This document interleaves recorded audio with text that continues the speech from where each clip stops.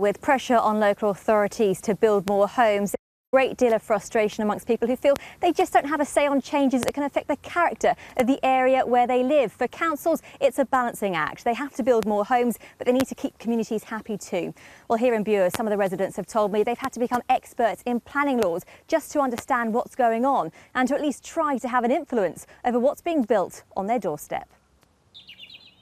Claire and James Frewin say they've put their heart and soul into looking after a listed building. They love living in Bures, but in the last few months they felt powerless as new homes have gone up that they say are standing more than 2.5 metres taller than stated on the original plans. We opened an enforcement case with planning in October to come around and check the heights because we could see when they put the footings in they had raised the soil level, and we don't know if enforcement came round, but they've carried on building. James and Claire say the ground floor level to the new homes is at least 1.5 metres higher than it should have been. It makes them dominate their garden. But they also believe the houses themselves are 1 metre taller too. We know that there is pressure and that housing is needed, but in the right place at the right height. And we need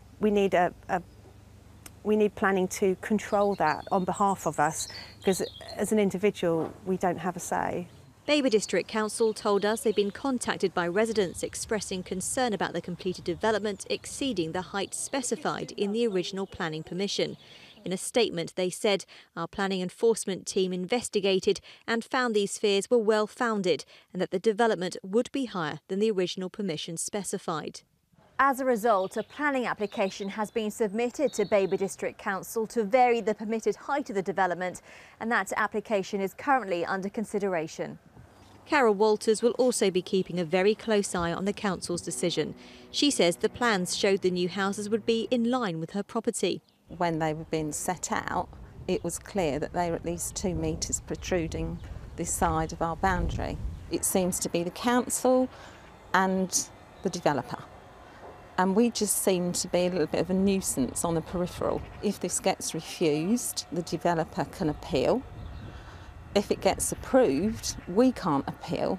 Their MP, James Cartlidge, says this case highlights a flaw in the system. Although planning is usually about the District Council, that loophole is very much responsibility of Parliament because it relates to legislation.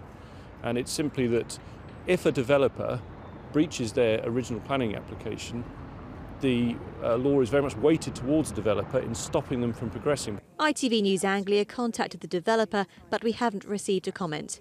A decision by the council could be a few weeks away. But meanwhile, the homes continue to be advertised, with one believed to already be sold subject to contract. Residents here say right now they don't have much confidence in the planning system. Victoria Lampard, ITV News, Bures. Well, often it's the job of the land agent to try and balance the needs of all parties when it comes to property development, and Tom Mays is one of the region's leading agents. Thank you so much for coming in, Tom. How often do you see problems like we've seen in Victoria's report there? It seems to be the case that actually it's happening more often than not these days as developers look to maximise their development schemes in the market. I think what we're finding is that there is a desperate need for new homes, and perhaps what developers are finding is that they are potentially being able to get away with more, knowing that the councils may not enforce against their breaches of planning control. Yeah, as we've seen here, and that is the public perception, isn't it, in this instance, the cares of the locality not taken into account at all. Is that fair?